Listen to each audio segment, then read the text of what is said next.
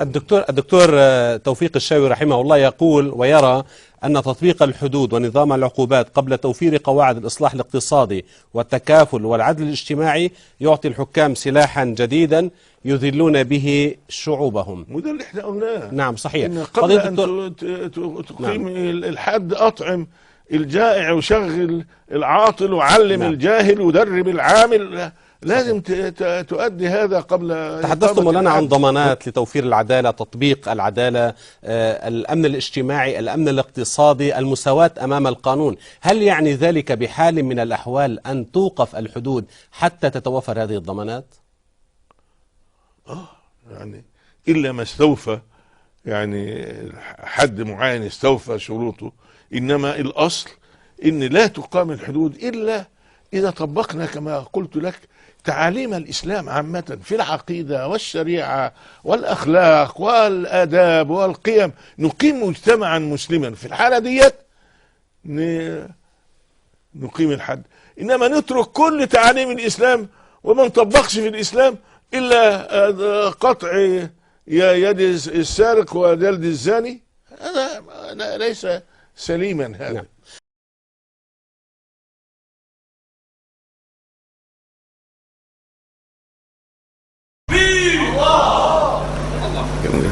Terima kasih. Kita menunggu untuk Brunei melaksanakan hukum hudud. Jika Brunei melaksanakan hukum hudud, Brunei akan menjadi negara yang kedua dalam dunia ini buat hukum hudud selepas Saudi.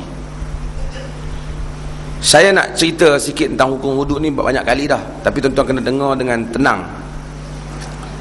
Iaitu nak buat hukum hudud ini ialah satu sejarah yang bukan, satu usaha yang bukan senang, susah.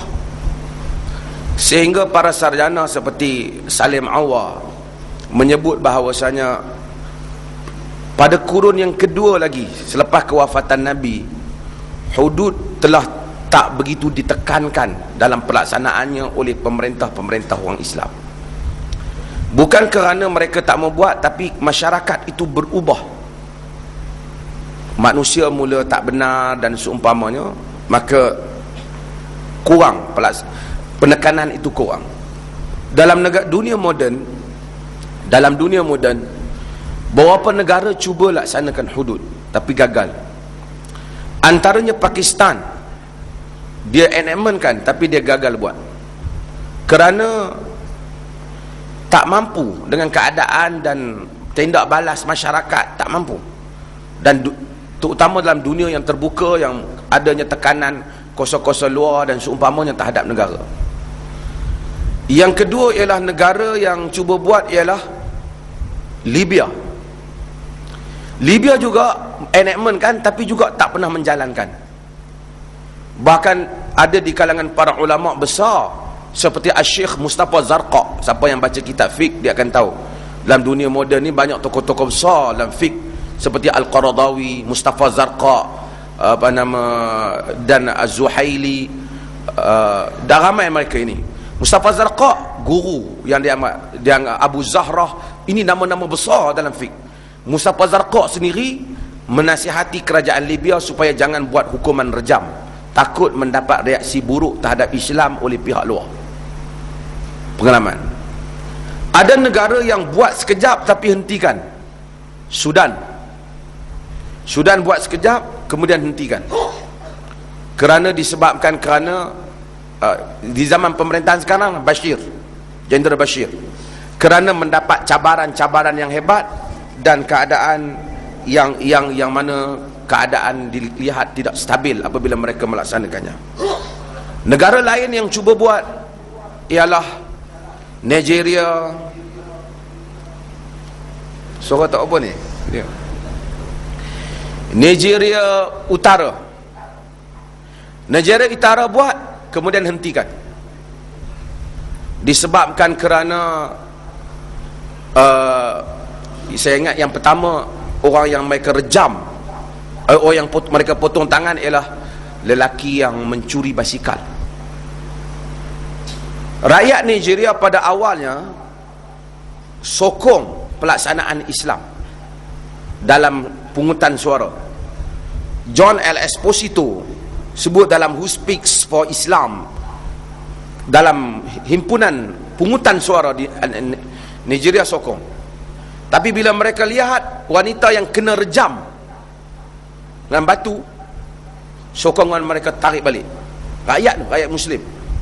Lalu undang-undang hudud dihentikan di Nigeria Utara. Satu-satunya negara yang berjaya buat ialah Saudi. Ini kerana Saudi ini saya ingat sama ada kerana harap-harap dia buat kerana lillahi ta'ala lah, tapi dia ada perjanjian. Walaupun kita tak berapa suka sebahagian dengan Muhammad Abdul Wahab, kita kata dia Wahabi kan, tapi Muhammad Abdul Wahab lah yang buat perjanjian dengan Raja Saudi kena buat undang-undang Islam.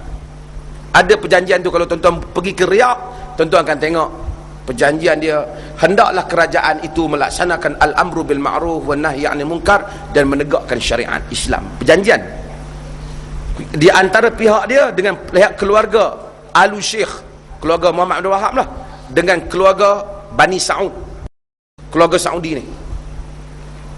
Di atas perjanjian tu kita tengok mufti-mufti mereka masih lagi daripada keturunan Muhammad bin Abdul Wahab.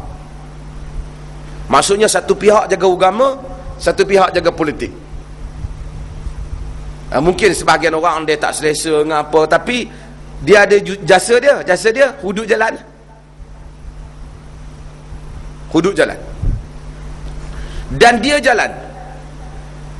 Pun walaupun kebelakangan ni saya rasa ada beberapa undang-undang yang saya dipahamkan, wallahu alam. Saudara, saya jangan kata-kata saya ni tak kukuh lagi. Saya dipahamkan macam hukuman rejam pun mereka dah tak buat. Katanya dia petembak wallahu alam, tapi yang ni kena semak balik sebab mereka, ataupun mereka memang tak mau buka khalayak ramai. Kerana hukuman pancung umpamanya, pancung orang yang hukuman mati, ada orang ambil gambar dan upload dalam internet dan barat jadikan Islam barbarian dan seumpamanya, padahal pancung tu lebih cepat lagi mati daripada gantung. Tapi orang cuba promote burukkan Islam. Bila Brunei nak buat, kita harap usaha dia berjaya lah, kita harap.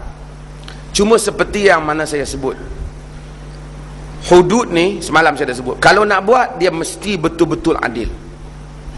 Dia tak boleh potong tangan orang biasa, tak potong tangan orang besar. Tak boleh kalau rakyat curi potong tangan, menteri raja curi tak potong tangan, tak boleh.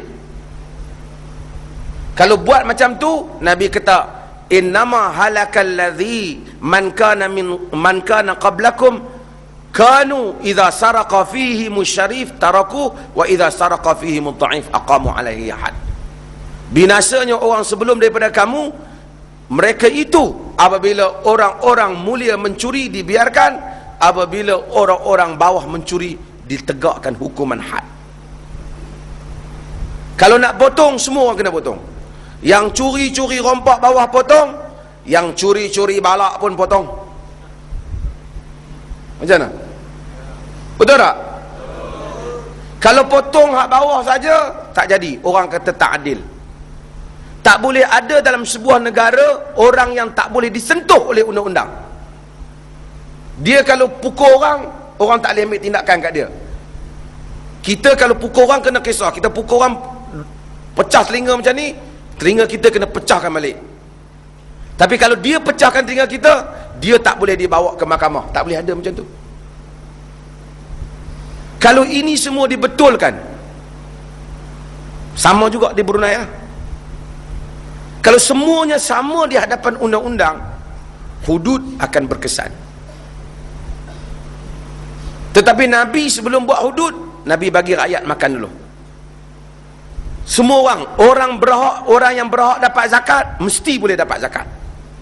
Jangan kita dengar zakat 100 juta, kita tunggu 3 minggu tak dapat. Pergi isi borang, habis borang, lepas borang nak sorak YB pula, lepas YB, oh kacau. Zakat kita punya, dia buat macam zakat dia punya.